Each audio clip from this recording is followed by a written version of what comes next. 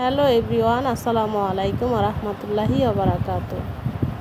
সবাই কেমন আছেন? আশা করি সবাই ভালো আছেন। আলহামদুলিল্লাহ, আল্লাহর রহমতে আমি অনেক ভালো আছি। কে কোথা থেকে আমার ভিডিওটা দেখছেন, যদি অবশ্যই আমার ভিডিওটা ভালো লাগে আপনাদের মাঝে লাইক, কমেন্ট, সাবস্ক্রাইব, শেয়ার করতে ভুলবেন না। আমার ভিডিওটা অন্যকে দেখে হেল্প হওয়ার জন্য সহযোগিতা করবেন আরও অনেকেরে।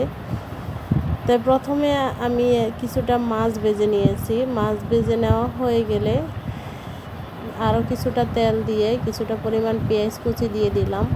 পেঁয়াজ কুচিটা দিয়ে একটু সামান্য লবণ দিলাম, তারপর আদা রসুন বাটা, তারপরে একটু জিরার গুঁড়া, একটু ধনিয়ার গুঁড়া, একটু হলুদ, একটু মরিচ দিয়ে ভালো করে কষিয়ে একটু পানি দিয়ে দিব। পানিটা দিয়ে কষানো হয়ে গেলে একটু বলক আসা পর্যন্ত অপেক্ষা করবো। এই তো বলক এসে গেছে, আমি কিছুটা পরিমাণ টমেটো অ্যাড করব।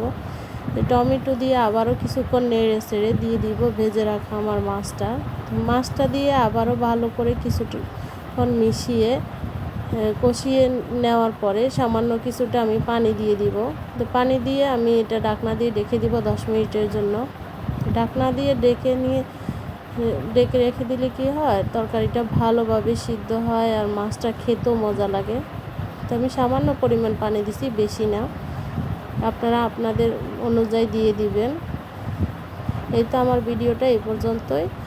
সবাই ভালো থাকবেন, সুস্থ থাকবেন, যে যেখানে আছেন ভালো থাকবেন। ওকে, আল্লাহ হাফেজ, বাই বাই।